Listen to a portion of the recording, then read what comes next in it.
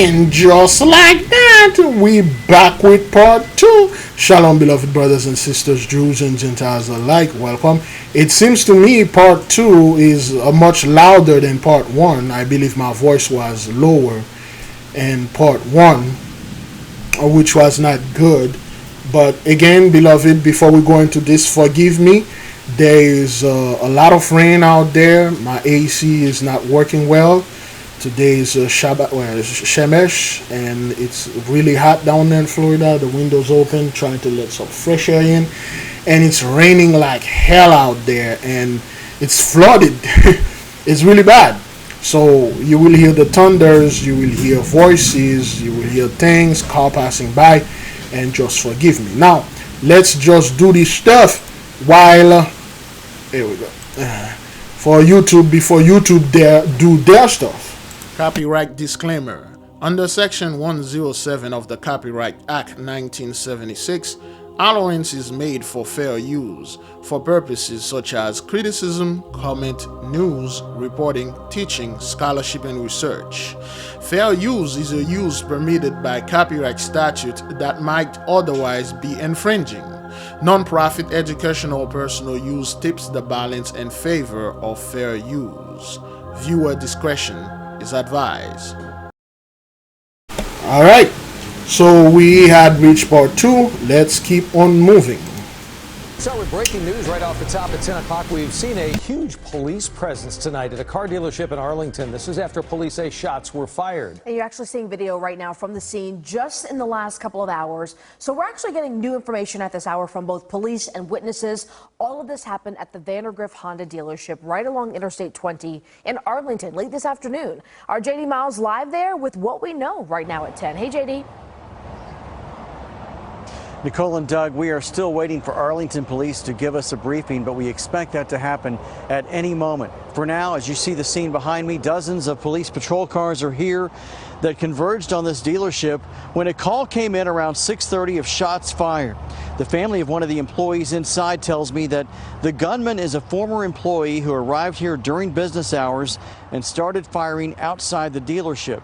They say witnesses ran inside and told others, so all the employees and customers inside fled to the back and tried to take cover. And we are told by witnesses and police sources that at some point officers opened fire on the gunman and secured the scene with no one else injured. We don't know the condition of that gunman, only that they are in APD custody. The southbound service road of I-20 between Cooper and Matlock remains shut down. As you can imagine, dozens of family members and friends of dealership employees rushed here, worried about their loved one's safety. I interviewed one such family, the Garcias, just a short time ago. You don't think that that could happen to someone you love? Like, that's my brother. Like who would think? Like, I saw him this morning. We started. So, as you can see, beloved, another. You know what? They should have. Well, that happened a day ago. They should have some kind of. They should have an update on this, but no. We'll check. We'll check. See now, 83 can't. There's no peace. There's no peace. The blessing is over. There is no peace. When they were in the blessing, they used to control somewhat the peace. They were never in the peace, though. They were brutalizing us and make it seem like everybody's being brutalized. But what you keep seeing is our faces, like in the 80s, the 90s and stuff. Now, they are being brutalized, and they still keep our people faces. And there's just all those school shooting, all those popcorn going on over there. It's those people doing this. What about Chicago? What about that? What about this? Yeah. What about Ukraine? Yeah. What about Russia? Yeah. What about all those stuff that's going on with you guys over there? So yeah, that's what happened. Started driving here because we couldn't get a hold of him. Until now, she's talking on the phone with him now. But yeah, so we're just glad he's okay.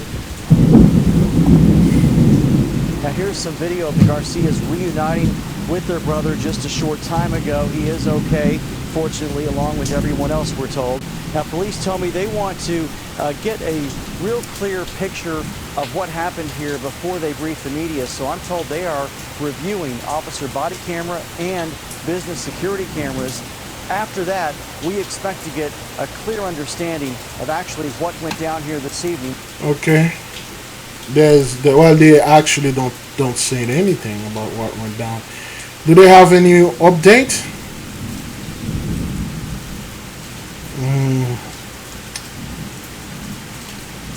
Okay, I don't see any update here. Maybe I pass it. Just so much happening, beloved. So much going on. People still playing football and game and all this nonsense. Oh boy. I don't care about that, man. Let's keep on moving to the next one. The man who was killed by police after shooting at officers had a very long criminal history. I'm Steve Eager. Hello, everybody. I'm Heather Hayes. We are learning more about the shootout between officers and Michael Shirley this past weekend in Dallas after police released a dramatic body camera. What's the guy name? Alex Poirier joining us now with more. Alex. And that guy name is Alex again. He's holding number 4. In the city of Dallas so far this year, and Chief Garcia says it's the 8th time that a suspect has fired on his officers. Now, Chief Garcia says the suspect, who, as you mentioned, has a very lengthy criminal history, had actually kidnapped a woman. She was found safe inside of the stolen car after the suspect was killed by covert officers. This dude. I mean, you don't see the cowboy hat, but he's definitely have the badge in his back pocket. Alright, there we go. If you check this dude driver license, his address is definitely in San Francisco. If you check the way or where this dude used to hang out, you'll see he used to hang out in Wilton Manor. Yeah. Alright then. Let's keep on moving. Dash camera video shows a uniformed Dallas police officer getting into a shootout with an armed man early Sunday morning. Oh.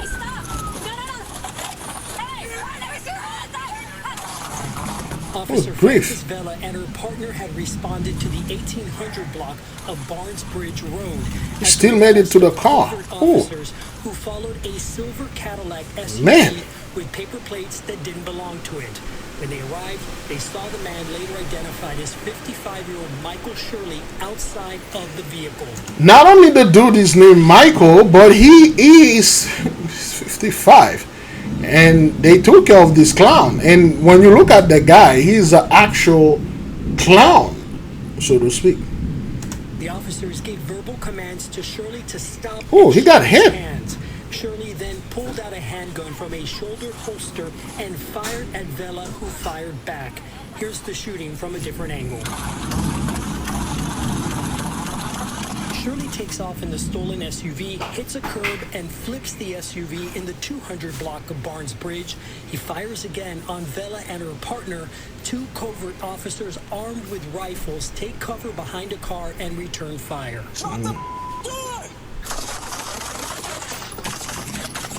Shirley is hit and goes down. Dallas police launched a drone to get an up-close look at the scene. That's when they made a dramatic discovery. A woman handcuffed in the backseat of the SUV. The woman said she had gotten into the suspect's vehicle voluntarily, and as she and the suspect drove around, the suspect then pulled her into the second row seat of the vehicle and handcuffed her to the seatbelt. Garcia says she is not a suspect and is not being charged with any crime. Officers rendered aid on Shirley, but he died on scene. The gun he used to fire at officers recovered nearby. He has an extensive criminal history and was sentenced to 8 years in prison in 2010. Okay, that dude, he got, look at this, man. Ah, look at that. In 2002, he got... well, usually when you got it on your left eye, it's like you lost someone. You got 2 tears. Is that what that is? On your left eye, you lost 2. On your left eye, you lost. On your right eye, you're murdered. So he lost 2 people. He killed 1. Still lose 2, he killed 1. I have no idea what that thing is. Still lost 2, he killed 1. Man, look at this. 20 years later, man. Look at this. From that 20 years later, this dude dropped from a young man from a senior citizen in just 20 years. Look at how buff it looked right here in just 12 years. Look at this. He definitely, drug was not only a part of this, man. This dude has certain things going on with him. And we analyzed folks that have, we had a whole podcast concerning tattoos. Tattoos are sacred things. It's not something, just like marijuana or any psychedelic, they are sacred things. They are not meant to be profane. Everything on this earth is sacred, even water. You know, you're not supposed to profane things and just use them just for your own leisure, to just profane the hell out of it. That's not what it is, okay? So you look at this dude, and look at this, man. If they put a picture of that guy and this guy, they are two completely different person. You know, if they say this guy is the father, he's the son, I would have believed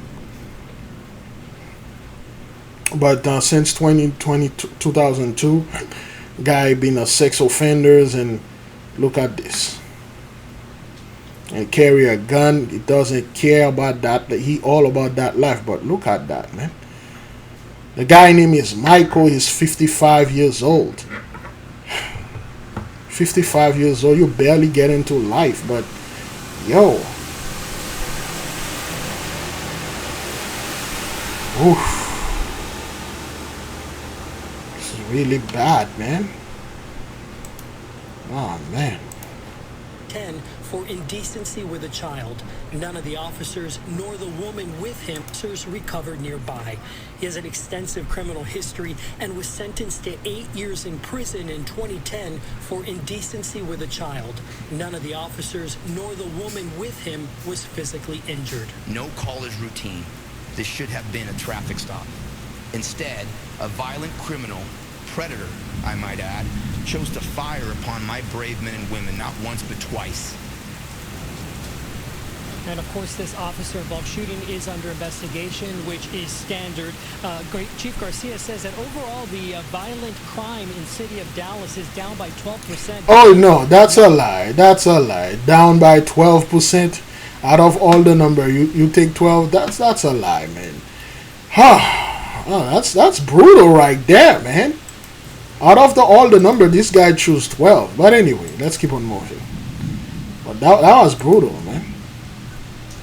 Okay, this is in Pakistan. So there was like somebody threw a giant bag of snowball, and that snowball expanded and took out 40, which is analogous for the 40-day fast, the 40 days and 40 nights, and Noah's Ark and all that, and nearly 200 injured.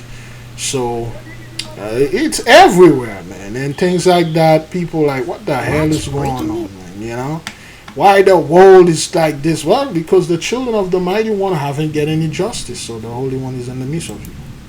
More than 300,000 children. Oh, hang on. This is Sky News Australia. They will come after me. But anyway, overcrowded. 2 million children living in cramped housing in England. No data shows.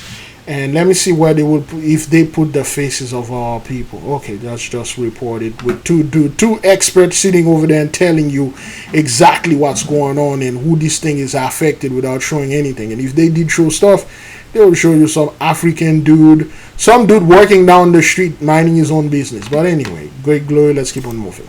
After searching for hours, the wreckage of a small plane was discovered in western Kentucky. Bodies of 2 pilots aboard. The Ohio County, Kentucky Sheriff says they had been flying when severe thunderstorms were crossing that part of Kentucky late last night. You heard it, severe thunderstorm, and then at the same time you hear the thunderclap. You know, the Holy One has a great sense of humor. For the people that think this thing was in the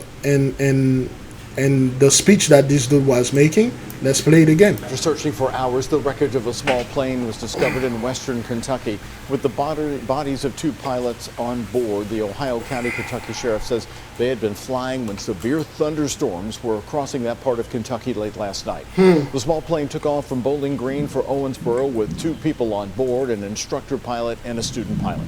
The Ohio County coroner late today identifying the instructor as 22-year-old Timothy McKellar Jr. of Custer, Kentucky, and the student is 18-year-old Connor Quisenberry of Beaver Dam, Kentucky. Last night, just before 11 o'clock, Evansville Air Traffic Control reported the possible crash near Whitesville, Kentucky, 2 hours west of Louisville. The storms were so strong they couldn't start the search until the weather cleared. 3 drones and an airplane were launched to the search area, and searchers actually followed the pings coming from the pilot's cell phone. To get their pilot license, they have to do so many hours of nighttime flying, and that's what this was. We were able to see the course of travel from this plane. Maybe perhaps they saw the storms coming. The plane was found in a wooded area behind what? Behind this church. Okay, people think we are making this up. The plane was found in a wooden area behind this church, and oh boy. Anyway, let's just enlarge this. Now, if you look at the church, you can see the steeple right there. And like we mentioned before, steeples are not, that's not what they are meant for. They have a specific use. And the Christian, they put this thing in their churches, because it will make it look more churchy. But that's not their function. And this plane was found behind the church, and we know exactly why and what caused this. Of course, I don't speak about the ley line anymore because it's become redundant. Why?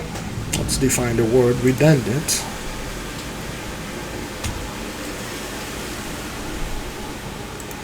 Define redundant.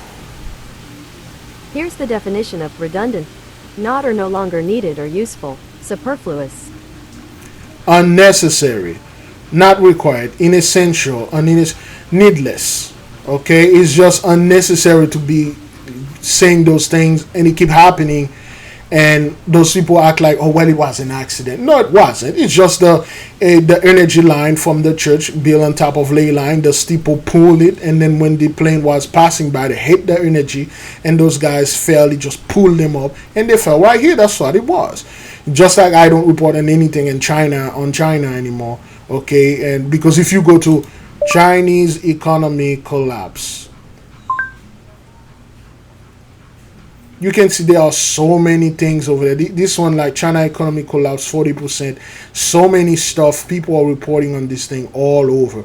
And I like China Observer. The last video that they had.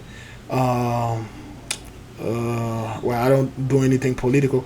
Chain on kitchen knives now regulating shoppers, clippers, 40%. Do not go to China. Warning: do not go to China. You may be under arrest. And then the cars explosion. China to food drag EVs, dark secrets. The explosion and all this economic garbage. So you know what? I don't have time for this, man. I can't do. I got more important things to do than to report on the ley line in Chinese, because they're catching hell. I leave those people alone, let them catching hell. So more focusing on myself and my duties and my magical development, meditation and prayers and studies, and know myself. Well, know thyself. Let's keep on moving. Woman arrested in Yavapai County for reportedly shooting her husband during a domestic dispute. Ooh. Police say Christina Pascual-Edo. Wow. Christina Pascual-Edo. Oh, good grief. I don't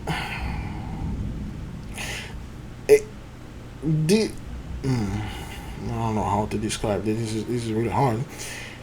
Is this? It looks like it's makeup, because this definitely is makeup. Okay, the eyebrow. Is she? There's no eyelids. I don't know, but this seems to be makeup or tattoo. But those is it makeup too or punches? Because this is swollen.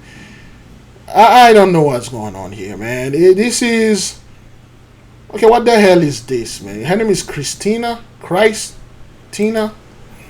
Ah, boy. Traveled to Prescott to visit her estranged 80-year-old husband. He reportedly wanted to proceed with getting a divorce, and during the argument, 62-year-old woman pulled out a gun, shot her husband. He was able to run over to a neighbor's home, call 911, take him to the valley to get treatment for his gunshot wound. Victim also told police his wife stole checks from his account, forged a check for $10,000. Oh boy. Well, you know, she's 62, he's 80 years old, so, and you know, the guy is like 18 years. He's like 18 years more than this fellow, and she stole the money and stuff, and she like, y'all want a divorce? I'm still young. I'm 62. You 80. You know, and I can shoot you. The guy said, I dare you. If you shot me, I'll call the police. Well, she did exactly that. He did exactly this. So, oh boy.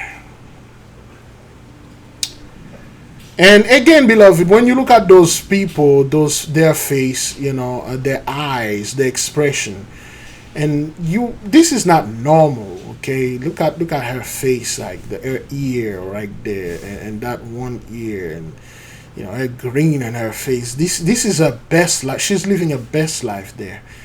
And like, okay, what is this, man? Anyway, you know, so sometimes I used to do a lot of research in Florida. Well, let's just go to Florida. Florida.rs.org.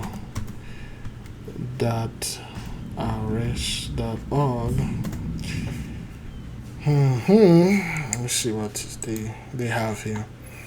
Okay, they used to have the tag. They removed those things. They used to have the tag of the people that I used to look them by tag, but they removed the tag. Face search, that's new.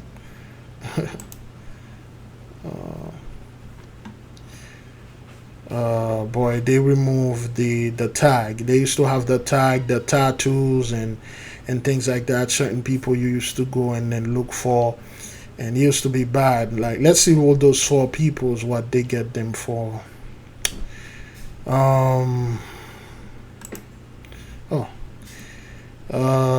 Rebecca Morey, County riot, trafficking meth and drugs, cannabis. She got like 8-count child abuse, and this is their generation. All right, this young woman right there, she is how old is she? She's 19 years old, and she's on $838,000. Well, she's on an $8 million bond, and 19 years old girl. She's on $8 million bond. Is that 83? $8 million bond. $8 million bond. Rebecca Lynn Murray. And this thing didn't make the news. Search the word for. Oh. Is that what that is?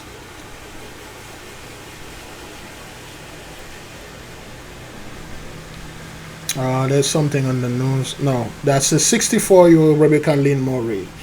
Suffer medical emergency. No, that's not what that is.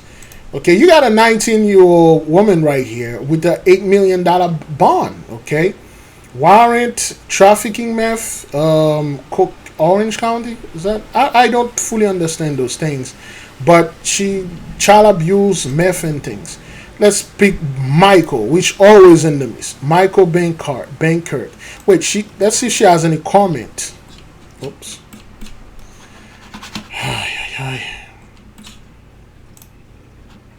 Yeah, usually they remove the. They remove the comments, the comment section. They used to have comments in there. They removed it. Michael Bankert. This dude is 31. Okay.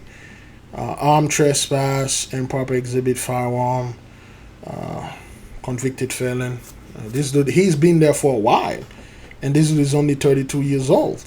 Okay, he's been on the system. Damn, he's been on the system ever since he was 18. Okay, 18, 19, 19, 20, 20, 20, 23, 25, 26, 26, 26, 27, 28. He's getting worse by the ages. Okay, 28, 30, 30, 31, and then now it's 32. This dude been in the system. This is that generation, brethren. But that's what they used to do to us. Now, this is that generation. You know? And then it's going to keep going until this dude is no more. And he just got arrested. Okay, Palm Coast, Florida. Point of Black.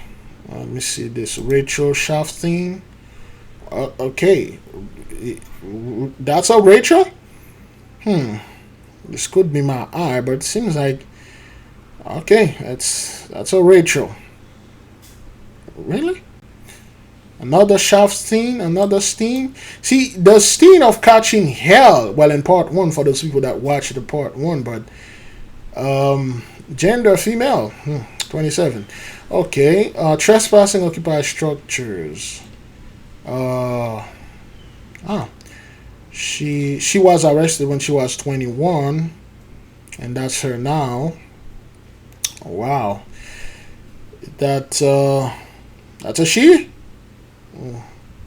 There's a massive, a giant Adam apple here, but the jawline and the what? Okay, all right. Well, anyway, so I mean, they look at it. The thing is clearly a transformer, but okay, well, I guess Optimus Prime is still in the midst. But anyway, Latoya Howard. Petty theft, stole some few stuff, but she's been in the system ever since she was 17. Okay, 17, 18, 20, 22, stealing, is that what that is? Charges unknown. 20, fraud, false ID, probation, stealing, just more drug addiction, frauds, credit card frauds. And she's like, how old is she now? She's 33. And how is she 33? Oh yeah, she's 30. Yes, she's 33. November. She's 33. Petty theft, stealing. Okay, so that's man, it's still raining again. Oh, good grief. Boy, do I have time to publish this video today? Aye. Oh, good grief. There we go. Well, there's nothing else. There's nothing else. Well, they removed the tag. I used to search by tag. Certain people, you can see certain things in their face, like this dude right here. You can actually see that, yo, this is this dude. Something is wrong there. And he's been in the system since he was 49. He's 63 now. He's 62. The first time he got in the system, that was back in well, they don't put the date. There's a lot of things that they did. In 2011? In 2011, that guy got a 1980s haircut. He literally has a mullet. I thought he was there during the 80s. From 2011, good grief, there's an issue here. From 2011, brethren, 12 years later, and that guy looked like this? This is 12 years later. I thought that was like 1980s, and this is probably still 1980s. 12 years later, the guy looked like that. Wow. There's a lot going on, man. This is Florida, man. This is just Florida, brethren. Okay, that's just Florida. That's all. That's just Florida. If I go to other places, which we don't have time, they remove the good stuff. They remove everything, man. Everything that used to make this thing fun, they remove it. Okay, let's check Broward County. Broward, that's 62 arrests. Hillsborough have 90. Hillsborough have 92, which I would say that's the highest. Let's see the arrests in Hillsborough County. You know, look at this, man. Look at the faces.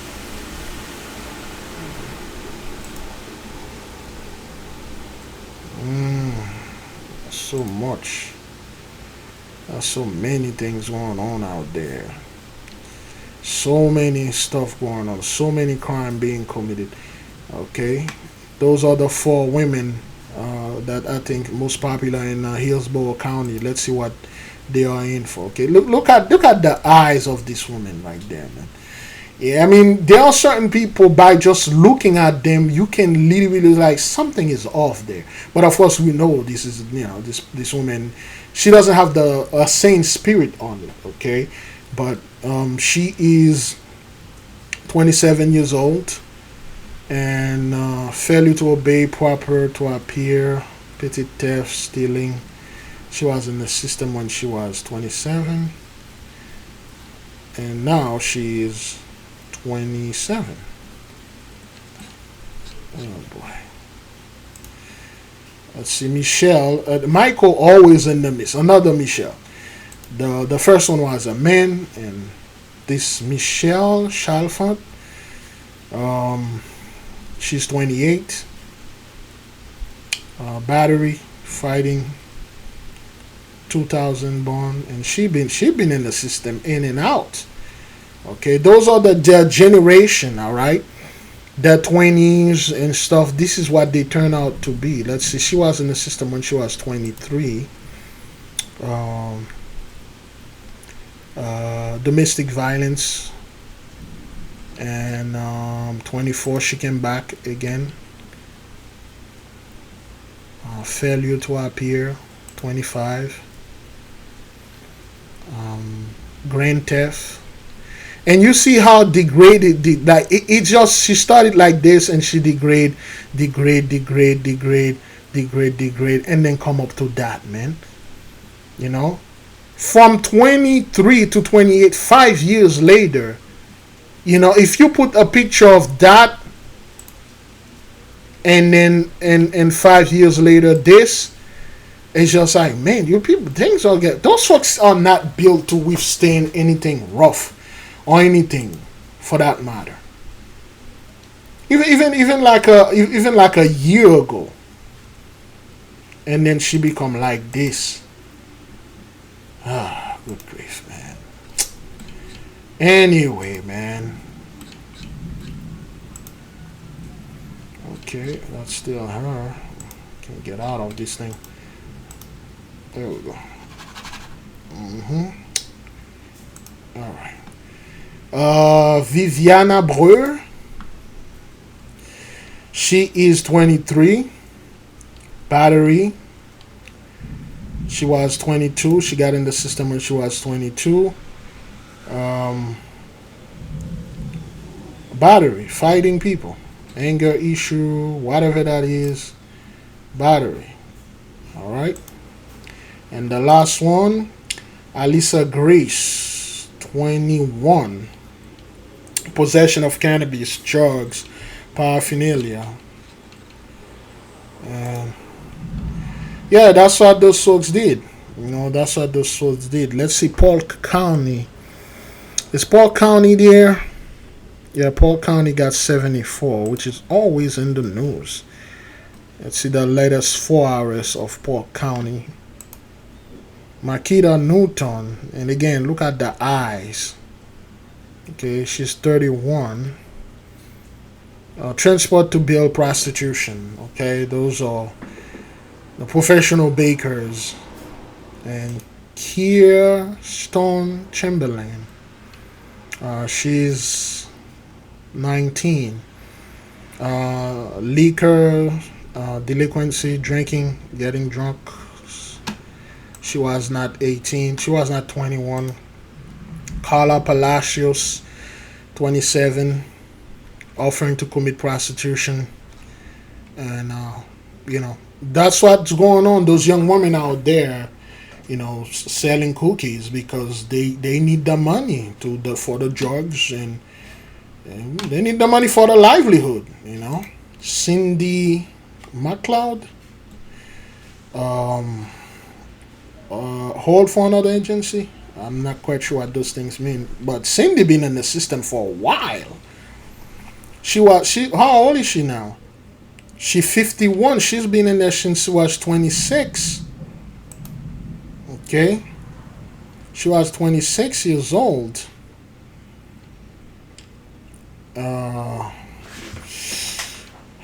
Wow. Okay, she was driving with no license. 27, and it's getting worse like every year. Controlled substance, burglar, drugs, and then look at her now. Okay, look at her now.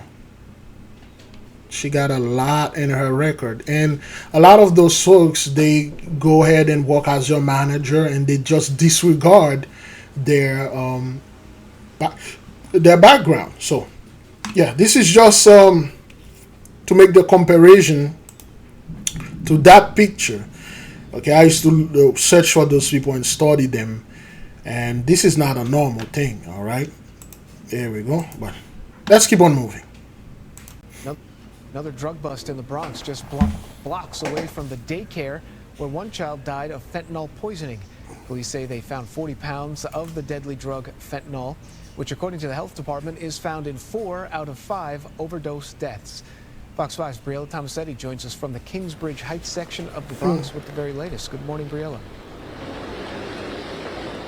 Tan, good morning to you. People in this neighborhood, they are still grieving the death of little Nicholas Dominici, but the public outcry after that apparently wasn't enough to stop a massive drug mill from operating here in this apartment behind me, just a few minutes away from that daycare where his lifeless body was found.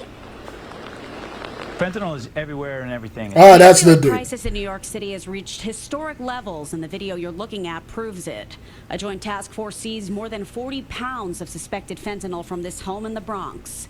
They recovered 6 pounds of loose powder, 10,000 baggies, grinders, scales, stamps, and rubber bands, all littered. Well, at least that fellow had the decency of doing this thing in his house, not in a daycare. But usually trap houses are far away from where you live at. I don't know what the hell happened to the game, man. The game used to be so sophisticated back then. Right now you got a bunch of people in the game. They just do this thing like in their home, in their daycare, like right, they live here, they do this thing here. Like, why? What's going on now? Across 2 bedrooms, sitting in plain sight. Plain sight. Dressers and glass tables. This is crazy. Is that boss? Security camera constantly monitored the Heath Avenue apartment, while black trash bags taped to the windows helped to hide the massive drug mill in plain sight. 80% of the drug poisonings that occurred last year were related to fentanyl. Yeah, because you guys are the one bringing this thing in here. Okay, you guys are the one bringing this stuff in here and then blame like, oh, the cartel. Oh, the cartel is so powerful. And we DEA don't know anything, but the cartel is doing this. No, they're not. You guys are the biggest cartel. You control the cartel. If you tell the cartel, hey, I don't want this thing in this part of the neighborhood, which right now you can't because this thing is virtually everywhere, man. This thing is virtually everywhere, but there's a specific community that thing is hating more than any communities, But wow, $1.5 million. On Tuesday night and announced by the DEA yesterday yielded a drug seizure worth $1.5 million. It was all found about a half-mile away from the Divino Niño daycare where 1-year-old Nicholas Dominici died, and 3 other children were taken to the hospital as a result of accidental fentanyl poisoning. The cartels are synthesizing fentanyl in laboratories in Mexico into fentanyl powder and fentanyl pills that are... Oh boy, yeah, whatever, man. UDEA been in this case for like since the 70s. You never solve it. UDEA bastards, man. You guys been on the case forever, but you never resolve it. It never been resolved. No one can say, just saying like, hey, remember when we had that drug crisis in the 70s and the great congregation or the great DEA agents put a stop onto that. Can you imagine if those guys didn't stop that thing in the 70s? This would have been a nightmare by now. No, this thing is a nightmare now, you know, but this guy just sit there like, oh, don't look at us, you know, look at the cartel. They are the ones synthesizing this thing. How did it get here? Your job, excuse me, let me let this, okay, yeah. Your job is to prevent this thing from coming in here, but somehow it's keep coming here. That means, come on, man, you have a hand on this nonsense, man. Flowing into the United States. Here's how the drug raid went down. Members of the DEA, NYPD, New York State Police, and special narcotics prosecutors were doing surveillance late Tuesday afternoon when they observed Juan Gabriel Herrera Vargas carrying a small black bag to the Kingsbridge Road subway station. This dude's name is A little Gabriela. over an hour later, he returned and walked towards the apartment building with the black and tan rolling suitcase. When agents identified themselves to Herrera Vargas, he showed them his ID and ran off, leaving the suitcase behind. Inside, agents found 13 bricks of suspected fentanyl. Later that night, Herrera Vargas exited the apartment, this time with a blue rolling suitcase with a red stripe down the middle. Agents arrested him and seized about 50,000 baggies from inside that suitcase. You got to be kidding me. They caught the guy in the morning and... What the hell is this? Is somebody knocking on my door?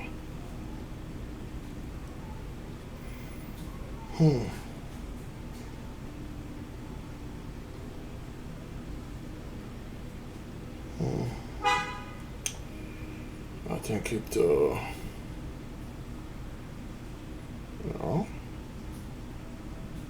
Where is it? Oh, it's a delivery. Oh. It's a delivery. Okay. Yeah, they caught the guy in the morning. I'm assuming. Let's listen to the story because this thing. What? United States. Here's how the drug raid went down. Members of the DEA, NYPD, New York State Police, and special narcotics prosecutors were doing surveillance late Tuesday afternoon when they observed Juan Gabriel Herrera Vargas carrying a small black bag to the Kingsbridge Road subway station. A little over an hour later, he returned and walked towards the apartment building with the black and tan rolling suitcase. When agents identified themselves to Herrera Vargas, he showed them his ID and ran off, leaving the suitcase behind. So he left the suitcase behind. Okay, he left it behind. He fled. All right. Inside, agents found 13 bricks of suspected fentanyl. Later that night, Herrera Vargas exited the apartment, this time with a blue suitcase with a red. And then later that night, he came back to the same place with another bag. Oh man, you gotta be kidding me. Later on that night, he came back to the same place. No, the guy didn't wait a minute, they own onto me. Hey, call up the operation. Hey, everybody bail out. They own to us. We move to another location. No, the guy he came back to the same place with another. Wow. Red stripe down the middle. Agents arrested him and seized about 50,000 baggies from inside that suitcase. The arrest gave them the go-ahead to search the home. We're talking about 40 pounds of fentanyl taken off from New York City streets to equate to almost 1 million potential lethal doses. Herrera Vargas was arraigned yesterday and charged with criminal possession of a controlled substance, operating as a major trafficker, and criminally using drug paraphernalia. Agents may have taken down one drug trafficker, but say the grim reality is there are many more out there. Yeah. So our mission right now is to understand who those organizations are and who's responsible for them. I thought you guys said the cartel. This is a... Oh, man. You see, when the mighty one put the speed up on you, you can see when someone is delusional liars. First of all, you guys, the dude say, well, our duty now is to identify them, know who they are, and take them down. Even before that, even on the video that we did way before, this dude was the one. He's like, oh, fentanyl killed a bunch of them. He come from Mexico. The Mexican cartel is bringing this here. This is bringing that there. That means you identified him. Well, go ahead and arrest him. And then now we need to know with those individual and things like that. Well, you already know that guy. His name is Gabriel or Vargas or whatever. You got him. Man, you guys are full of it, man. You people are full of it. And you guys trying to prove to the people that, hey, we're still doing the job that you hired us to do back in the 1970s. War on drugs. You know, the war on drugs, it was a success. Man, that thing was a bigger success than you ever thought it would be. You know, you destroy our people. The war on drugs did exactly what it was intended to do. You destroy our people with this, man. Our people got destroyed with the war on drugs. You destroy our community. You destroy families. You destroy certain futures.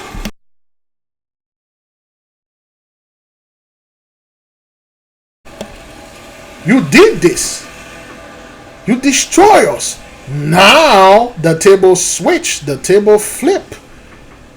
Now you're looking at yourself like, holy, oh man, what's going on here? Wow, it seems this thing is literally taking a lot of folks that they are not our intended target. But anyway, whatever you say, son. And who's doing the work that we can now target those people and take them off and hold them accountable? Yeah, whatever, man, whatever. So, anyway, let's move to the next video.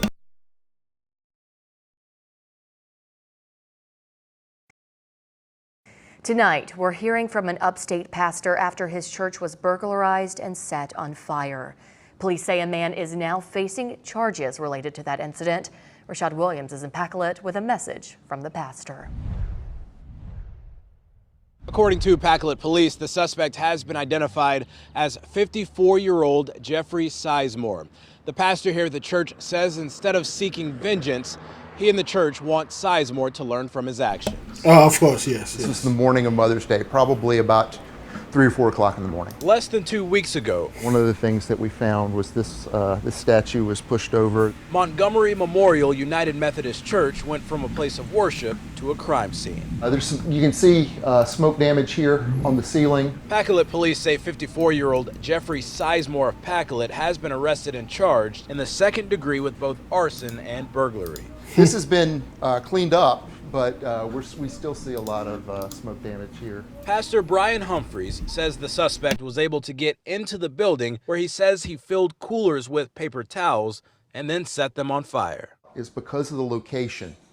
The supply line that gives the water to the ice maker melted, and that water put the fire out, but it put about 2 inches of water all over this floor. Smoke filled the basement, stairways leading upstairs, hallways, and several small rooms. This is our sanctuary. There was pretty thick smoke here. Although cleanup has been ahead of schedule, Pastor Humphreys says the damages had a price tag of more than $100,000. Brought in scaffolding, wiped down the ceiling, all the pews were taken up. Pastor Humphreys says this can be a lesson on the importance of forgiveness, with a message directly to the suspect. Vengeance is not justice.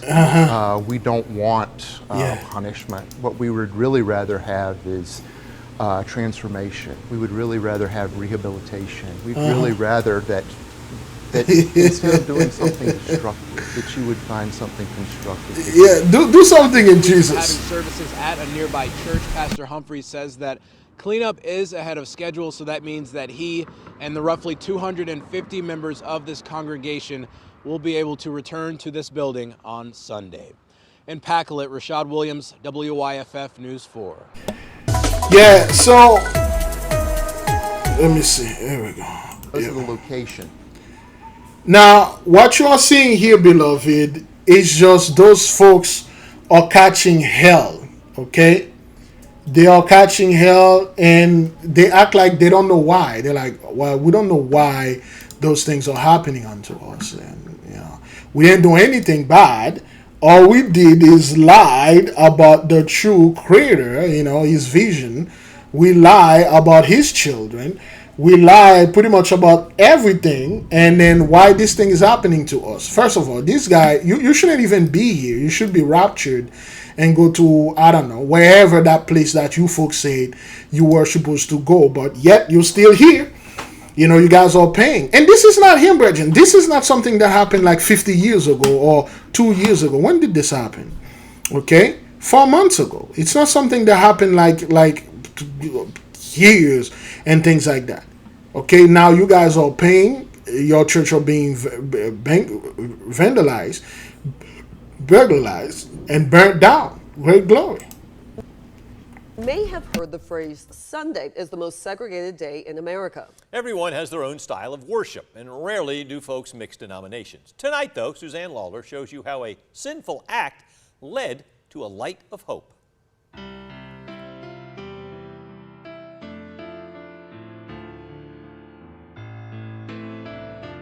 I saw smoke just shooting out the front end of the church. It was an evil spirit led him to do that.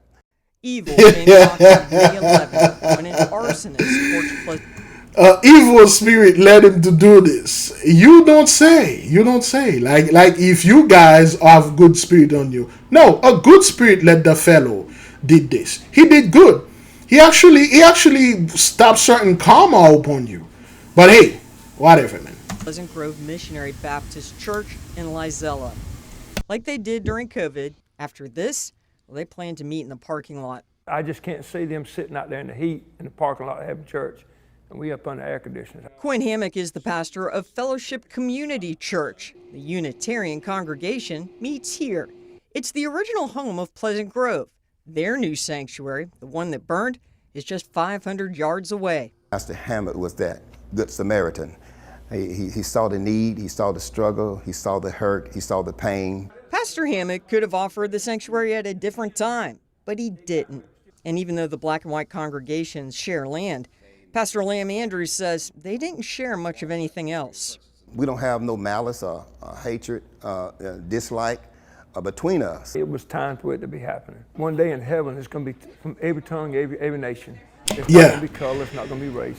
So, again, this is the same garbage. They are doing the same garbage. And this guy openly opened his door to this black church. Not because, like, oh, well, I like you and stuff. No, Negro. It's about time you people come back to our church and start praying to our God. And give us some of that power. It's going to be the people of God. Sing with me, how great is our God. I know somebody that served as a bridge. His name is Jesus. Him.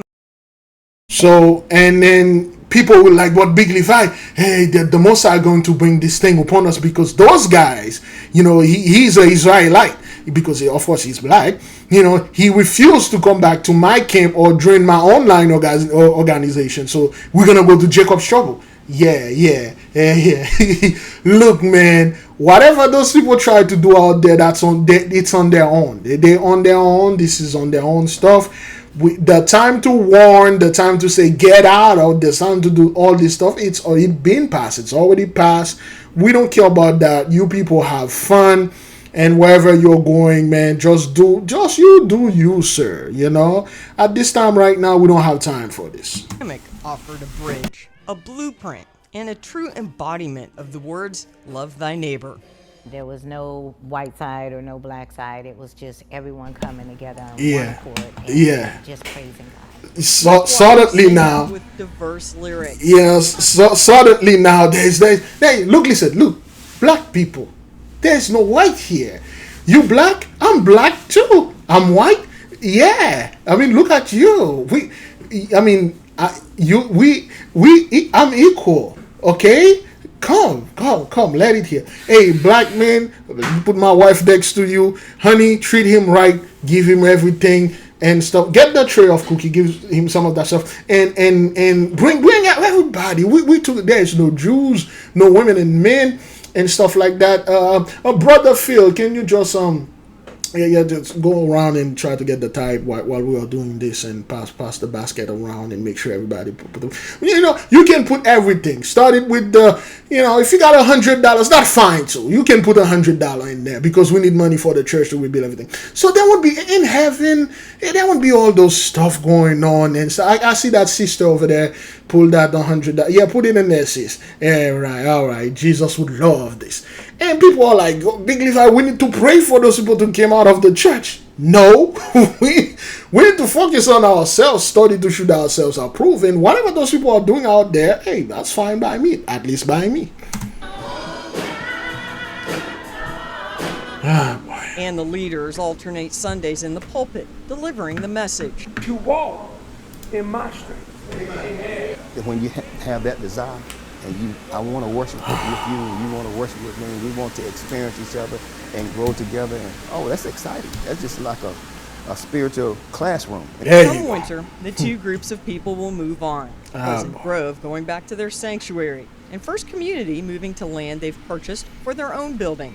But they'll never forget this lesson, based on the good word. It would be nice if we all can just do this often and Really? not take a tragedy. They actually, wait, let me see. What the hell is going on here? They actually give Jesus an afro. They actually give Jesus an afro. The hell those people, man, they want our people in there so bad. They actually give Jesus an afro. This guy usually have long hair, you know. He used to have long hair, you know, drip in there. This guy, look at me, look at his beard. This is one of those Camp Brethren, you know, and now he has an afro and he's talking to a colored woman. You know, he look at his skin is darkened. What's going on here? What are you guys trying to prove here?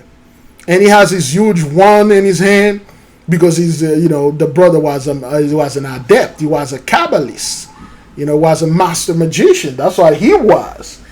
You know, he was controlling the element. He had the power over the four elements. Yeah, whatever, dog. So, yeah, this is the movement that it's just they're swagger jacking without swagger jacking. Whatever. Dog. And not take a tragic to bring us together. No, don't wait until something bad happens to bring us together. We can just come together by choice. Suzanne Lawler, 13 WMAZ News. Now, Pastor Lamb says the sheriff's office did make an arrest in the case. He estimates the damage to the sanctuary to be about $400,000. Join Suzanne in her travels across our area, uncovering the history and faith of places of worship in Central Georgia. Download the 13 WMAZ app on your Roku and Amazon devices. Start watching on demand when it's convenient for you. So staying with us. So suddenly now, it's all about coming together. Let's come together. We don't need some kind of bad event to bring us together. Let's come together and do this together stuff, and then together like we were pre-2019, together and ever forever. Let's come together. Oh no, sir, that's not what that is, man. You know, no, sir, no. Hey, look, listen. You come together to whatever that you are doing, but we over here, we don't want to come nowhere near you, sir. We're good wherever we at. Okay, all right. Now you guys have fun. We out of here. All right. Shalom then. Good grief, come together now. Suddenly now. Episcopal Church in Douglas is cleaning up and demolishing what remains of that historic church. That's 4 months after an arson fire destroyed it. Commercial Cleaning and Restoration out of Tucson is removing the rubble and leveling the remains of the historic church. The project manager says they plan on completing the project by the end of the week after 2 weeks of work. President of St. Stephen's Congregation, Jackie Fagan, says they plan to move into the parish hall, which was untouched by the fire. The move will take a few months as the building is worked on and the church finds a new pastor. We're going to continue at the Methodist Church until we have clearance to get into the parish hall, because they're going to have to run gas and electric. That's all been cut off because of the fire. Fagan says the space will be turned into something like a park that can be used by the community. Meanwhile, the trial for the accused arsonist, Eric Ridenauer, has been set for September 26th. And we're going to have much more on this case and the events leading up to the destruction of the churches coming up for you at 6. Right? Again, and you people can see what's going on out there, and when you look at those news and those churches are being burnt down, and you can see the defeat. This thing happened a month ago, and you can see the sheer defeat, the shame, and the reproach the Mighty One give unto those people. Let's keep on moving. Who art in heaven, hallowed be thy name. Outside St. Joseph Catholic Church in Salem, a group of parishioners gathered to pray Thursday night. Inside the building, crews mopped up gallons of water, and overhead, the roof gapes open where flames burned through it. Yeah, there it was. The whole place was on fire. The first call came in around 2:30 a.m., and the fire grew to 5 alarms. Investigators say it started in a dumpster, then spread to the roof. By Thursday afternoon, police had 48-year-old Billy Sweeten in custody, suspected of arson. Parishioners, like Garrett Fisher, had something else. Hope. We have a good community, a good God. It happened for a reason. Of it course. Sucks, but it's no reason to despair. Yeah. And the fact that it's arson gives us more reason to pray for those involved. At one point, the fire became too dangerous. So, again, those people are speaking like this, and they fail to remember what they have done during the 1950s, 50s, 60s, when they were bombing the black churches. You know why? Because the black churches were not only better than them, and they were making our people. Back then, the church was more tight-knit community. They had more value. There are certain things they were not doing. They were too tight-knit, and they didn't like that. Okay? And the money the black churches, the black pastors were getting, the wealth was building too fast. So that's why, you people got jealous, and then murdering and killing and bombing our people when they were in quote-unquote in their church. And the prayer back then were very different. They were not about Jesus. Back then the prayer was all about Adonai. That's the word they used to use back then in church. As those old folks, they didn't know that Jesus thing. They knew Adonai, God, the Almighty One. And that's what you guys were doing. Anytime you find out that our people are worshiping the right way, or they are calling right name or certain name, you went and burned their stuff down. That's what you folks did. And then now your stuff are being burnt down, and then you act like, well, it sucks, but hey, it happened for a reason. Yeah, whatever you say, man, whatever. For crews to fight from the inside, so they took a defensive approach. No one was hurt, and they kept the fire from spreading to several adjacent buildings. I am very sad that the church building is unused. I'm very relieved nobody got hurt. No. The church is a building, but the church really is the people. Father Jeffries joined St. Joseph just 2 months ago. Around noon, he joined 100 people gathered in the church parking lot for Mass. He's grateful for the community's support and prayers. Firefighters, thank you for coming so promptly. Police, thank you for coming so promptly. Early Thursday morning, members of the First Presbyterian Church right across the street came over to offer help. Since then, parishioners say so many others have stepped up to offer support. One of the big families here is a truss business. Like, they completely work in roofing, and this is a roof fire, so we've kind of got it covered already. St. Joseph serves nearly 3,000 people and offers Mass in multiple languages. It's also a school. The building was dedicated in 1953, but the parish itself has met in Salem since 1853, 6 years before Oregon became a state. We've been here a long time, and we're not going anywhere. Yeah. A little fire it won't hurt us from doing our mission, which is... Actually, it does. You guys, oh boy.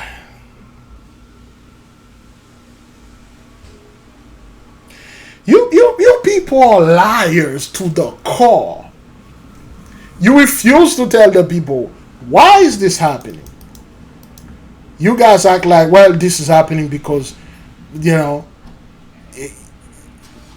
it's happening because criminal, evil spirit. No, it's a good spirit that is, it's a good spirit, man. It's a good spirit.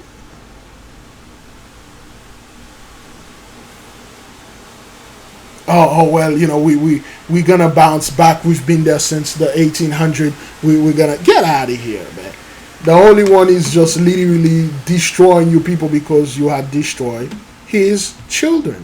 with that mess that of a church that you're doing. Up in Salem tonight, the 48-year-old man accused of starting a fire at a historic Catholic church was a no-show in court today. Joyce O'Geary has a look at how this is actually bringing the church closer together. Understanding is that Deputy Mr. Sweeten has refused to be arraigned. Is that correct? That's correct. Okay, so the first case I'm going to call is one that will not be arraigned today. That is Billy Sweeten. 48-year-old Bill Sweeten did not go in front of a judge today to face first-degree arson charges. He was a no-show for his first appearance on Friday. The Salem Fire Department says the fire started in a nearby dumpster, then spread to the roof of St. Joseph Catholic Church early Thursday morning. A priest inside the church at the time of the fire managing to get out. Parishioners are saddened by the situation and they're offering forgiveness. We need to pray for him. That's the same garbage you people tell our people. Well, we need to pray for this. We need to pray for that. But, you know, deep down, like man, this Negro, man, that guy, he messed up my money right here. He's like, messed up my money right here, man. This Negro, man. But yeah, in the public, well, we need to pray for him. We need to pray for her. We need to do this. We need to do that, because that's what Jesus will want. Yeah. That's we could do this. No problem. Let's pray for him. Yeah, you people are having fun to whatever that you're doing right now. You know, the mighty one is indeed in the midst of you folks, and that's why you are catching all this hell. You guys did a lot during the Inquisition, man. You know, you guys did a lot. All right, but anyway, let's keep on moving. And I'm not sure what his motivation was, whether it was satanic kicks, whatever it was. Pray for him. You can hear it in the guy's voice. He's afraid. He's broken, sorrow. He I don't know if that thing was satanic and stuff. No, it was godly. That has nothing to do with Satan, man. That's the Most High works right there. Satan is just an employee of the Most High. He works for the Holy One. You know, he's underneath the Mighty One. He is underneath us. And now you're paying your due dates. That's what it is. How long we are into this thing? I don't think we have the time to finish the whole plot thing. We might leave the rest. Oh, that's a lot. Let's do the whole church, and then we're going to stop. He'll change his way. The sanctuary will need a new roof and other repairs, and may take months to return to normal. But worshipers are still dedicated to holding Mass. It's been a safe place, a safe place of sanctuary in the city. Okay, again, listen to the voice. Listen to the pattern. Listen to the dismay, the grief, the sorrow in their voices. Why? St. Joseph is the oldest Catholic parish in Salem, built in 1953. The pastor says he wants to keep business as close to normal as possible. We'll just keep going with, to best of our ability, the regular schedule. But, you know, plans are subject to change, so we'll do our best. The pastor will continue to hold Mass every day in the parking lot. Build one another up. So when everything's fallen down in front of us, you know, God still says we'll build one another up. And that's what we're going to continue to do. And you don't see the confidence in those people anymore. And in the last video that we had, that church got threatened. Some Asian dude was going to blast them. Now the churches are being burnt down and things like that. It's just so much going on in the midst of those folks. Excuse me. And they don't know what to do. They don't know what to say. You know, they have no idea what to do. So, again, we're here to tell them, yo, man, you're on your own, and good luck wherever you are going. First of all, you shouldn't even be here. You know, you were supposed to be raptured, but yeah. Clear why Bill Sweeten started the fire. The court will force him to make a plea tomorrow. We will stay on top of all the latest developments. Joyce O'Geary, Coin 6 News. All right, let's keep on moving, beloved, okay? There you go. Now at 6, unholy crime. A man caught on camera setting a local church on fire. See the video there. Tonight, deputies are in Broward looking for that arsonist. Thanks so much for being with us tonight. I'm Roxanne Vargas. And I'm Jackie Nesbrough. Thanks for joining us. NBC6 reporter Kim Nguyen talked to the pastor who's praying someone can help solve this crime. Well, the pastor says that he was in shock when he got the phone call that his church was on fire. This is what things look like right now. You can still see some burn marks and what looks like smoke damage on the white paneling around the door. Tonight, the search is on for who did it. Pastor, your building is on fire. I said, on fire? So I went to the camera and I looked, and the whole place was blazing. That was the phone call that made Pastor Warren Gale jump out of bed early Monday morning. It's a church. There's no enemy here. He's the pastor of Power Outreach Ministries in Oakland Park, where surveillance video shows someone lighting the 2 front doors to the church on fire just after 1:30 Monday morning. Why would someone come all the way over here to come and burn this building down for no reason? There are reasons. You guys are destroying the Mighty One's children. And those people that are doing this, they're not doing this on their own volition. They were commanded to do that thing, you know. And you people refuse to close down your church and tell the truth. Well, fire is making you doing it. Capturing the brazen act. The video starts off with the suspect walking through the parking lot towards the front entrance of the church, holding what looks like a red gas can. He then pours liquid outside the 2 front doors. He bends down and lights a fire in front of one of the doors, then does the same thing at the other door. He mistakenly lights his shoes on fire, stomps it out, then runs off. These pictures show the damage that was left behind. The fire didn't spread inside. An act like this shouldn't happen anywhere. Let alone a church. At a church, you have the feeling of being safe and a sanctuary. Well, evidently, that's it's quite the opposite there.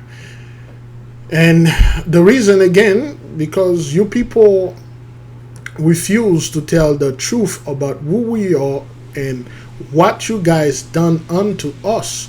That's why all those things are happening. Okay, so beloved, we will stop here because the rain just stopped a little. I'll use this.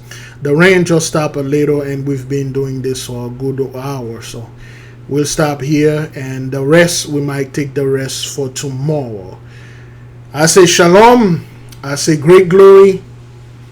I said to the people out there, if you are a Christian, if you're watching this, I personally cannot tell you get out of the church. This is not my job. My job is to put the one that are supposed to be at peace, tell them there'll be no Jacob's trouble. Okay, that's the flood, the cars running to the flood out there. It's really bad. My job is to tell them there'll be no Jacob's trouble, be at peace, study to show thyself approved. Wherever you are out there, you have special powers. You were born with both light and darkness with you, plus and minus, electric, magnetic, good and evil. It will depend on what you are, angel and demon. You have an angel, you have a demon. You can't get rid of either one of them. Both of them are useful. They have their own thing, just like the day, it has its own use, and the night has its own use. Everything has their own uses. And they are used for whatever that the Mighty One says. Your duty is to go and study and meditate and connect it to the Holy One. Let the call, answer the call. That is, if you are being called. A lot are called, a few are chosen. And there are multiple missions out there. Some of us are chosen to do certain mission. Some of us are chosen to do that mission. And then we got promotion.